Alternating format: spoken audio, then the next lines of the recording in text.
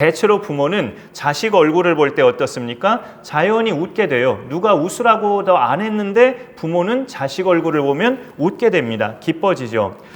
나는 무엇으로 기뻐하는지 가끔 짚어볼 필요가 있다고 보아져요. 주일이면 반가운 얼굴을 보는 것도 하나의 기쁨인데 반가운 얼굴이 하나도 없다면 그 기쁨이 안 생기겠죠. 내 기도 제목이나 다른 지체들의 기도 제목이 응답이 됐을 때도 말하자면 소원이 이루어진 것이기 때문에 기쁠 수 있지만 기도 응답이 계속 안 되고 있다면 기쁨이 안 생길 수도 있죠.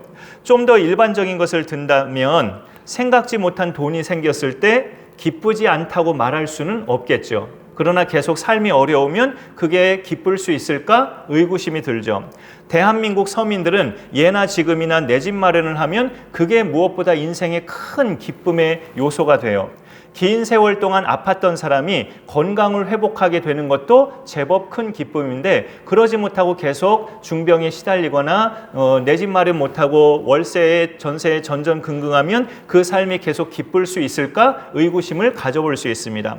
그래서 우리는 그 기쁨의 근원자로 기뻐하는 것이 해답이다라고 말할 수 있어요. 오늘 말씀에 있는 것처럼 하나님을 기뻐하라. 여호와를 기뻐하라라고 말씀하고 있는데 우리에게 살면서 어떤 찾아올 수 있는 그런 복들, 앞서 말씀드린 기도 제목의 응답, 또 내 집 마련, 또 많은 수입들, 또 건강의 회복 이런 것들이 기쁨의 요소지만 이 모든 기쁨이 누구에게서 오는 것인가? 누구한테서 이런 기쁨이 오는 것인가? 그걸 우리는 생각하고 바로 그 대상이 우리에게는 가장 큰 기쁨이어야 합니다. 오늘 말씀의 제목이 여호와를 기뻐하라인데 소요리 문답 첫 번째 문항을 보면 사람의 제일 되는 목적이 무엇입니까? 라는 질문의 답변은 하나님을 영화롭게 하며 영원토록 그를 즐거워하는 것입니다. 그렇게 답이 돼 있어요. 그 하나님을 영화롭게 하는 거라고 영화롭게라고 앞문장이 그렇게 돼 있어서 뒷부분도 영원토록 그를 즐겁게 하는 것입니다. 이렇게 이해할 수 있어요. 그 표현이 하나님을 즐겁게 해드리라는 것이 아니라 하나님을 즐거워하라는 거예요. 즐거워하라. 전혀 다른 뜻입니다. 하나님을 기뻐하라는 것도 마찬가지입니다. 하나님을 내가 기쁘시게 해드리라가 아니라 네가 하나님을 기뻐하라 그런 뜻이죠. 내가 뭘 가지고 하나님을 기쁘시게 하라는 것이 아니고 하나님을 생각하면 기뻐하라 그런 의미입니다. 내가 하나님을 기쁘시게 해드려야 된다면 신앙생활은 부담스럽고 힘듭니다. 내가 가진 게 뭐 있다고 내가 뭘로 하나님을 기쁘시게 해드려? 이렇게 생각이 될 수 있죠. 우주를 지으신 엄청난 능력의 그 하나님, 나 같은 사람 살리시려고 독생자까지 아끼지 않으신 그 엄청난 사랑의 하나님을, 그 어마어마한 하나님을 내가 뭐 작은 거 가지고 내가 기쁘게 해드릴 수가 있는가? 그렇게 우리는 생각할 수 있어요. 어림없죠. 우리가 뭘 가지고 하나님을 기쁘시게 할 수 있어요. 그러나 감사하게도 성경은 우리더러 하나님을 기쁘시게 해드리라고 말씀하지 않고 우리더러 하나님을 기뻐하라고 말씀하고 있어요. 여러분 지금 마음에 하나님으로 기쁘십니까? 사람이 많이 오면 기쁘잖아요. 근데 이 자리가 텅텅 비어 있는데 내가 기쁘다면 무엇으로 기뻐하십니까? 남몰래 감춰놓은 쌈짓돈이 있어서 그 돈 때문에 기뻐하십니까? 내가 이렇게 교회가 어려운 중에 또는 가정이 어려운 중에 그 마음 내면에 기쁨이 있다면 그 기쁨은 하나님 때문이어야 합니다. 하나님 때문이어야 돼요. 우리 앉아 계신 모든 분들이 그 기쁨이 하나님 때문이어야 한다는 것을 오늘 말씀드립니다. 내가 예수 믿는 하나님의 자녀라도 내가 하나님을 기뻐하는 사람인가 종종 확인할 필요가 있어요. 제가 언젠가 이런 말씀 드렸죠. 요즘 제 삶에 기쁨이 없다고, 사는 맛이 없다고 그런 말을 솔직하게 강단에서 여러분에게 드린 적이 있었어요. 그런데 하나님으로 기뻐하는 게 왜 중요하냐면 우리가 그분으로 기뻐하면 도저히 기뻐할 수 없는 상황을 이겨낼 수 있기 때문에 그래요. 하나님으로 기뻐하면 도저히 기뻐할 수 없는 상황을 이겨낼 수 있기 때문에 그렇습니다. 심란하고 우울할 때 뭐가 생각나십니까? 한잔 하고 싶다. 그 생각이 혹시 나시나요? 누구 만나서 실컷 얘기하고 싶다. 아니면 영화나 뮤지컬, 문화 공연을 관람하고 싶다. 아니면 맛있는 음식 실컷 먹고 싶다. 여러 가지 방법을 찾을 수 있지만 하나님을 생각하면서 기쁨을 회복한다면 정말 복된 사람이에요. 심란하고 우울할 때 하나님을 생각하면서 기뻐하고, 불안하고 복잡한 마음일 때 평안을 주시는 하나님으로 기뻐하고, 내 삶에 부족함이 생길 때 그거를 채워주실 하나님을 생각하면서 기뻐하고, 우리의 영혼을 잘되게 하시고 범사를 형통하게 하시고 강건하게 하시는 하나님을 기뻐하면 신앙생활을 굉장히 잘하는 겁니다. 2024년 새해를 살아가시는 동안 하나님을 기뻐하시는 은혜가 있기를 간절히 소원합니다. 하나님이 내게 베푸시는 은혜들을 떠올리면, 지금까지 살아오면서 내게 베푸셨던 은혜들을 떠올리면 하나님을 기뻐할 수 있어요. 그런데 평범하다고 생각하는 것은 누구나 다 누리는 거라고 생각하기 때문에 그거는 은혜라고 생각을 잘 안 해요. 그래서 그것들로 인해서 하나님을 기뻐하는 일이 우리는 적기 때문에 하나님을 기뻐하는 순간순간들이 별로 없을 수 있어요. 가정을 보면, 우리 집마다 보면 부모가 계시고 자녀가 있고, 그렇죠? 어느 가정이나 부모가 있고 자식이 있지 그게 뭐 대단해? 이렇게 생각하면 기뻐할 일이 없는 거예요. 그러나 그 각각의 상대, 부모, 자식은 부모님을, 부모님은 자식을, 그 각각의 상대가 나한테 정말 귀한 존재고 내 소중한 선물이고 하나님의 은혜라고 믿으면 기쁠 수밖에 없죠. 그 부모를 볼 때마다, 자식을 볼 때마다 기쁠 수밖에 없어요. 부모가 자식을 볼 때 애써서 웃고 애써서 기뻐하는 건 아니잖아요. 자식 얼굴을 보면 그냥 기뻐서 자연히 얼굴이 펴집니다. 오래전에 김동호 목사님께서 쓰신 책 중에 자식의 은혜를 아는 부모라는 책이 있어요. 책 제목이 자식의 은혜를 아는 부모. 정상적으로 표현하자면 부모의 은혜를 아는 자식, 이게 우리나라 정서상이나 유교적으로 그렇게 정상적인 표현인데, 자식의 은혜를 아는 부모, 뭔가 좀 정서적으로 어색하게 느껴질 표현일 수도 있어요. 그러나 이건 틀림없는 사실이에요. 부모님도 자식 때문에 행복한 삶을 누려오셨고요. 자식이 있으므로 또 웃을 일 없는 이 세상에서 자식 때문에 웃으면서 살아왔고, 지금까지. 젊은 부모의 경우는 직장에서 모욕적인 말을 들어도 자식 때문에 참으면서 성실하게 일해왔어요. 옛날 같으면 시비 거는 사람한테 내가 그냥 한 성질 피우면서 욕짓거리도 내 입에서 나왔을 건데, 내가 뭐라고 이 아빠를 존경하는 자식을 생각하니까 그렇게 사는 게 부끄러운 거야. 그런 자식을 생각하니 그런 부모는 되고 싶지 않아서 이제 그런 나쁜 말은 내 입에서 안 하게 됐다. 그러면 자식한테 감사할 일이죠. 내가 나쁜 말, 그냥 입에 걸걸한 말 숱하게 하던 사람인데 내 자식 앞에 내가 부끄러운 부모 되고 싶지 않아서 내 입에 걸걸한 말을 내가 이제 버리게 됐다. 그런 부모는 자식한테 감사해야 돼요. 그런 부모는 그 자식을 볼 때마다 말할 수 없이 기쁘죠. 오늘 말씀은 하나님을 그렇게 기뻐하라는 거예요. 하나님을 너희는 기뻐하라. 우리를 위해서 그 소중한 아들을 보내신 하나님을 생각하면 기뻐하지 않을 수가 없다라는 말씀이에요. 그래서 하나님을 기뻐하라는 것이 오늘 4절에 또 여호와를 기뻐하라. 그가 네 마음의 소원을 네게 이루어 주시리로다 라고 말씀하고 있습니다. 하나님만 생각하면 기쁠 수밖에 없고 즐거울 수밖에 없음을 성경은 여러 가지로 밝히고 있지만, 오늘 시편 37편에서는 어떻게 사는 게 하나님을 기뻐하시는 삶인가를 우리에게 알려줍니다. 하나님을 기뻐하려면 하나님만으로 기뻐하는 건데요. 그러려면 하나님께만 내가 초점을 맞춰야 되는데, 그게 무슨 말이냐면 오늘 말씀으로 놓고 본다면 악행하는 자들을 내가 신경 쓰지 말아야 돼요. 악행하는 자들이, 더 구체적으로 말하자면 악행하는 자들이 풍요롭게 잘 살고 나보다 더 복을 누리는 것 같고, 악행하는 자들이 세상에서 떵떵거리며 사는 모습을 보아도 내가 흔들리지 말아야 하나님으로 기뻐할 수 있습니다. 오늘 말씀 1절에 악을 행하는 자들 때문에 불평하지 말며 불의를 행하는 자들을 시기하지 말지어다라고 이렇게 말씀하고 있습니다. 우리의 믿음의 사람들이, 우리 같은 믿음의 사람들이요, 이렇게 주일 예배에 오시는 분들을 그래도 믿음의 사람들 아니신가요? 내가 뭐 악을 행하는 자들 때문에 불평이라 시기를 뭐 했나? 별로 그렇지도 않은데 라고 쉽게 생각할 수 있죠. 이 세상의 악한 자들을 보면서 내가 그들 때문에 뭐 불평하고 내가 그들 때문에 막 이렇게 뭐 나쁜 마음을 갖고 그랬나? 내가 별로 그런 것 같지 않은데 라고 생각할 수 있어요. 그러나 이런 경우라면 어떨까요? 말씀대로 살고 정직하게 사는 나는 풍족하지 못한데 악행하는 자들이 오히려 잘 나가고 풍족할 때, 말씀대로 정직히 행하는 나는 자꾸 욕을 먹고 왕따 당하고 그러는데 악행하는 저 사람은 인정받고 그 사람 곁에 많은 사람이 붙을 때, 그런 결과를 보면 우리가 하나님을 믿는다 해도 불평이 나올 수 있죠. 하나님 왜 이러십니까? 하면서 우리가 믿음으로 잘 살다가도 그런 경우에 실족이 생길 수 있어요.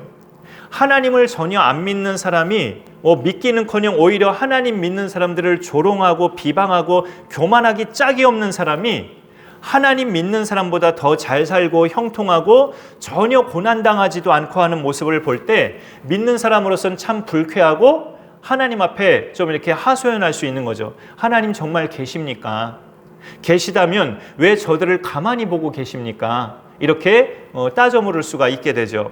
그러나 성경을 곰곰이 우리가 묵상하고 읽어보면 하나님이 그들을 정말 가만히 보고만 계실까요? 끝까지? 그렇지 않다는 것을 알게 돼요.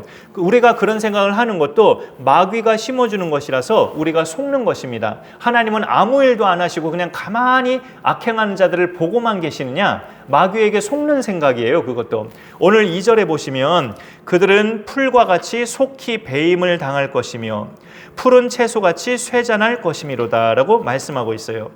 이 말씀을 보면 하나님께서 그런 자들을 그냥 보고만 계시는 것이 아니란 뜻이죠. 성경책으로, 오늘 본문은 아니라서 스크린은 없고요, 성경책으로 9절에 또 보시면 진실로 악을 행하는 자들은 끊어질 것이나 여호와를 소망하는 자들은 땅을 차지하리로다. 또 10절에도 잠시 후에는 악인이 없어지리니 네가 그곳을 자세히 살필지라도 없으리로다 라고 말씀하고 있습니다. 이 말씀들을 보면 하나님은 악인의 형통함을 보고만 계시지 않는다는 것을 분명히 말해줍니다. 잠잠히 계시는 것 같지만 어느샌가 그들의 존재는 찾아볼 수 없을 정도로 하나님이 처리하신다는 거죠. 그러니 우리는 악을 행하는 자들 때문에 심기가 불편해지거나 불평할 필요가 없다고 여기서 말씀하고 있어요. 그 불평 대신에 뭘 해야 될까요? 하나님을 기뻐하라. 하나님을 기뻐하라고 말을 합니다. 악행하는 자들이 이 땅에서 형통한 것 같지만 그들에게는 하나님이 없어요. 우리에게는 살아계신 하나님이 계십니다. 이 땅에서 우리가 사는 동안에 우리에게 하나님이 계시다는 것은 우리의 형편을 하나님이 아신다는 거예요. 우리가 이 땅에서 사는 동안에 또 믿음으로 승리하도록 우리를 도우신다는 겁니다. 우리를 아신다는 것은 내가 나를 아는 것보다 더 나를 아신다는 거죠. 그러니 다른 것 때문에 우리가 흔들리지 말고 하나님을 기뻐하라. 내가 다른 것 때문에 흔들리지 않고 하나님을 기뻐하겠다. 이것이 믿음 생활입니다. 만일 나에게 억울함이 있다면 그거를 하나님이 아신다는 거죠. 하나님이 기억하셨다가 때가 되면 신원해 주시는, 풀어주시는 하나님으로 우리는 기뻐할 수 있어요. 그게 풀어주신다는 게 꼭 남들이 다 보는 앞에서 시원한 사이다처럼 그렇게 풀어주시는 것이 혹이 아니라 할지라도 반드시 신원하여 주시고 풀어주시는 하나님으로 우리는 기뻐할 수 있어요. 악한 자들이 활개치는 이 땅에서 나를 믿음으로 살게 하시는 하나님으로 우리는 기뻐할 수 있습니다. 2024년을 여러분이 사시는 동안, 그리고 하나님이 부르시는 날까지 사시는 동안 하나님으로 기뻐하는 우리 모두가 되기를 소원합니다. 하나님을 기뻐한다는 것은 내가 그분을 믿는다는 것과 연결이 됩니다. 하나님을 기뻐하는 사람은 하나님을 믿는 사람이지 하나님 안 믿는 사람이 하나님을 기뻐할 수 없어요. 여호와를 기뻐하라는 말씀이 오늘 4절인데 그 위에 3절과 그 밑에 5절에 보면 먼저 3절에 여호와를 의뢰하고 선을 행하라. 하나님을 의뢰하는 사람, 하나님을 의지하고 믿는 사람이 하나님을 기뻐할 수 있어요. 그 다음에 5절에 네 길을 여호와께 맡기라. 하나님께 자기 인생을 맡길 줄 아는 사람, 하나님을 믿는 사람이죠. 하나님을 믿는 사람만이 하나님을 기뻐할 수 있습니다. 우리가 하나님을 믿는다면 하나님의 어떤 점을 믿을 수 있을까요? 좀 새삼스러운 질문이지만 하나님을 믿는 건 믿는 거지 뭘 어떤 점을 믿어? 이렇게 우리가 또 반문할 수 있지만 오늘 말씀으로 보면 그분의 성실하심, 그분의 게으르지 않으시고 나태하지 않으시고 우리를 위해서 매일 부단히 일하시는 그분의 성실하심을 우리가 믿을 수 있어요. 3절에 하반절에 다시 보시면 땅에 머무는 동안 그의 성실을 먹을거리로 삼을지어다. 우리한테 이렇게 말씀하고 있습니다. 땅에 머무는 동안, 이 땅에서 죽을 때까지 우리가 사는 동안에 하나님의 성실을 먹을거리로 삼으라고 이야기합니다. 우리가 열심히 땀 흘려 일하는 것으로 먹을거리가 생기는 거라기보다는 하나님의 성실하심 때문에 너희 삶에 필요한 것과 먹을 것이 생긴다고 말씀하고 있는 거죠. 신앙이 없는 사람 기준에서는 그 집에 먹을거리가 풍족하게 되는 비결은 자기가 성실하게 일할 때 이루어진다고 생각하죠. 그게 틀린 말은 아니죠. 성실하게 일하는 사람이 돈도 벌 수 있고 가정도 꾸려나가죠. 틀림없이. 그런데 내가 성실하게 일하도록 나의 건강을 지켜주고 내가 이렇게 살면 안 되겠다, 열심히 살아야겠다, 그런 마음이 생긴다면 그 마음을 정말 나에게 품어주고 쉽지 않은 취업의 길을 나에게 열어주고 애써서 들어간 그 직장에서 내가 잘리지 않고 오랫동안 일할 수 있도록 그 모든 면에서 도우시는 분이 누구시냐라는 거죠. 많은 사람에게 내가 신뢰성을 얻기까지 내가 정말 신임을 얻고 내 자리가 잘 견고해지고 직장에서 내 자리가 흔들리지 않고 수입도 넉넉하게 정말 채워진다면 나의 성실함, 내가 피땀 흘려 일한 대가다라고 쉽게 생각할 수 있지만 내가 그런 마음으로 일하고 이렇게 신임을 얻기까지 든든한 사회인이 되기까지 나를 그렇게 뒤에서 서포트하고 그렇게 모든 은혜를 부어주신 이가 누구시냐라는 거죠. 우리는 그런 열매를 얻었을 때 그거에 땀 흘려 일한 나 자신을 생각할 것이 아니라 나를 그렇게 만들어주신 그 대상을 우리는 생각할 수 있어야 합니다. 바로 그 우리의 하나님이시죠. 그러니 너희는 하나님을 기뻐하라 라고 이야기하고 있는 것입니다. 하나님의 성실하심, 오늘도 졸지도 주무시지도 않고 나를 위해서 열심히 나보다 더 일하시는 그 하나님의 성실하심이 나를 오늘 이마만큼 세워주셨다는 거죠. 절대 거짓말 아니하시고 절대 사기치지 않으시는 하나님의 성실을 먹을거리로 삼는 사람이 하나님을 기뻐할 수 있습니다.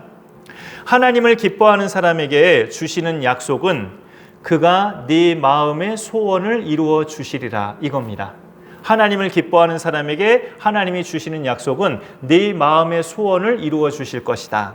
우리가 새해를 맞이할 때마다 기도 제목을 받죠. 여러분이 적어내시는 기도 제목을 보면 늘 이게 느껴져요. 간절함이 묻어 있어요. 그 기도 제목 속에.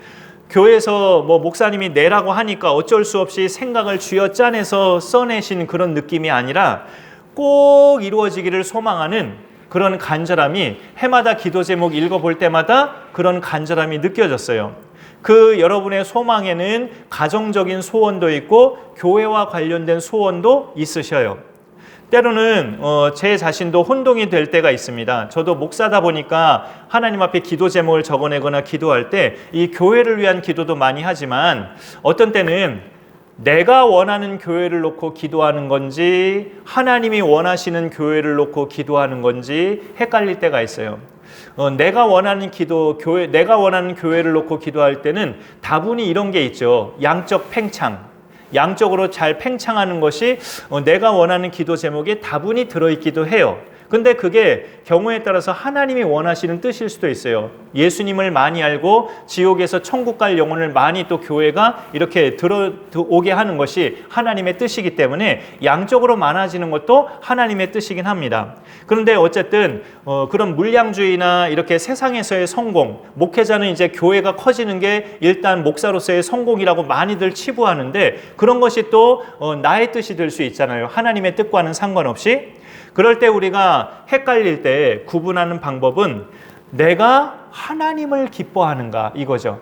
내가 하나님을 기뻐하는가. 하나님을 기뻐하면서 살고 있다면 교회를 위한 기도도 하나님이 원하시는 그런 방향으로 내 기도 제목이 나아갈 수 있습니다.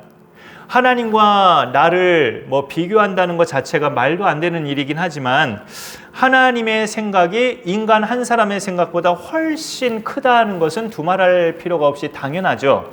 내가 하나님을 기뻐하면 하나님은 이 교회가 잘 되기를 바라는 내 소원을 이루시는데 내 생각으로 이루신 것이 아니라 하나님의 생각으로 이루어 주십니다.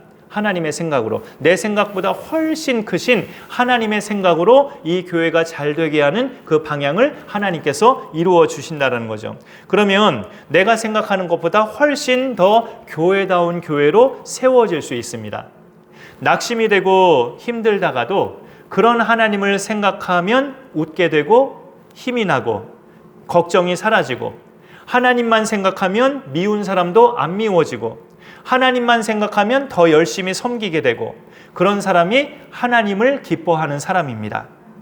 하나님을 기뻐하는 사람은 하나님이 없다 하고 하나님을 부정하는 사람들이 짓는 그런 죄에 동참하지 않아요. 아무리 내 간절한 소원이라 해도 그거를 이루기 위해서 죄를 짓는 방법을 동원한다든가 부정한 행위를 한다든가 죄를 짓고 법을 어기고 다른 사람에게 해를 입히면서까지 이루는 소원은 하나님이 함께 하시지 않습니다. 조금 더뎌도, 조금 느리더라도 하나님을 기뻐하는 사람은 하나님께서 내 소원을 멋지게 이루실 것을 믿고 기다릴 줄 아는 사람이에요. 그런 사람은 교회를 위한 기도도 하나님 중심으로 하게 돼요. 하나님, 우리 교회가, 내가 다니는 이 교회가 사람 냄새 나지 않고 하나님의 영광을 드러내는 교회가 되게 하옵소서. 하나님의 선하신 뜻을 우리가 제대로 알고 우리가 하나님 말씀 앞에 먼저 순종하는 저희들이 되게 하여 주옵소서. 그런 기도로 하나님 앞에 나아갈 수 있습니다. 하나님을 기뻐하는 자에게 하나님은 그 사람의 소원을 이루어 주시는데 어느 정도 확실하게 이루어 주시냐면, 오늘 이런 비유가 있어요. 6절에 보니까 내 의를 빛같이 나타내시며 네 공의를 정오의 빛같이 하시리로다 라는 이런 말씀이 있어요. 하나님이 하나님을 기뻐하는 사람에게 그 사람의 마음의 소원을 이루어 주시는데 비유하기를 정오의 빛같이 그렇게 빛나게 할 것이라고 말씀합니다. 그런데 여기서 너를 이라고 말하지 않고요, 네 의를, 네 공의를 이렇게 표현해요. 사실 의와 공의를 가지신 분은 하나님이에요. 우리는 의롭지 않아요. 우리는 불의한 사람이지. 하나님 앞에 죄를 지었기 때문에 불의한 사람인데, 그 의로우신 하나님이 우리를 예수의 피로 깨끗게 하시고 하나님의 자녀 삼으셔서 우리도 하나님처럼 의롭게 하셨어요. 옳은 자로, 옳은 사람으로 우리를 세우셨습니다. 그러니 여기서 네 의를 하는 이 말은 참 황송한 표현이에요. 나는 의로운 사람이 아닌데, 불의하고 더러운 죄인인데 나를 의롭다고 하시다니 하면서 그 나로 의로 부르시는 것도 황송한데, 그 다음에 내 의를 정오의 빛같이 하게 할 거다. 이 말씀도 정말 황송한 그런 표현이죠. 정오의 햇빛은 지금이 보면은 이제 동지가 지난 지 2주가 좀 더 넘었는데 아직은 여전히 오후 6시 전에 어두워지더라고요. 그러나 정오의 햇빛은 지금 한 이제 17분 지나면 정오인데요. 정오의 햇빛은 어떻습니까? 동지 때든 하지 때든 겨울이든 여름이든 늘 쨍쨍하죠. 지금이 아직 겨울인데 정오 보세요. 햇빛이 쨍쨍하잖아요. 그것을 볼 때 하나님을 기뻐하는 사람의 그 인생을 하나님께서 정오의 햇빛같이 빛나게 할 것이라고 그렇게 약속하고 있어요. 하나님을 기뻐하는 인생으로 살아갈 수 있기를 바랍니다. 하나님을 그러려면 자꾸 생각하고 하나님을 떠올리면서, 하나님을 자꾸 떠올리는 방법 중에 하나는 내 입술에서 찬송을 부르는 건데, 찬송 부르기가 쑥스러우시다면 듣는 것도 좋아요. 이렇게 휴대폰이나 방송을 통해서 찬송을 들으시고, 그렇게 찬송을 들으시면서 한숨과 낙심을 날려버릴 수 있거든요. 찬송이 내 마음속에 심어지면 내 마음속에 있던 한숨과 낙심을 날려버릴 수 있어요. 불안을 날려버릴 수 있습니다. 또 매일 말씀을, 성경을 읽으면서 그날 하나님이 내게 주시는 말씀을 묵상하면 하나님을 더 믿게 되죠. 근데 묵상한 말씀이 생활 속에서 그대로 이루어지면 더 하나님을 믿게 됩니다. 정말 말씀이 거짓말이 아니구나 라고 말씀을 내가 묵상했는데 그 말씀이 내 생활 속에 그대로 이루어진다면 더 하나님을 믿게 되죠. 그러기까지는 계속 말씀을 또 묵상해야 돼요. 그러면 하나님을 우리가 기뻐하게 됩니다.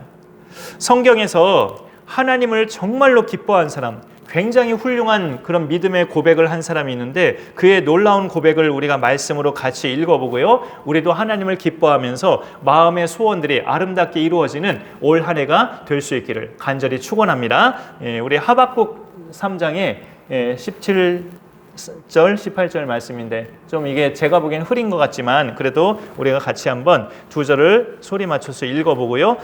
같이 찬양 부르도록 하겠습니다. 시작. 비록 무화과 나무가 하지 못하며 포도나무에 열매가 없으며 감람나무에 소출이 없으며 밭에 먹을 것이 없으며 우리의 양이 없으며 외양간에 소가 없을지라도 나는 여호와로 말미암아 즐거워하며 나의 구원의 하나님으로 말미암아 기뻐하리로다. 아멘. 이 선지자의 놀라운 고백이 우리의 믿음의 고백으로 잘 나타나서 하나님을 기뻐하며 올해 마음의 소원들이 풍성하게 이루어지시는 축복의 해가 되기를 간절히 소망합니다. 우리 찬양곡 다 표현 못해도 같이 한번 부르겠습니다.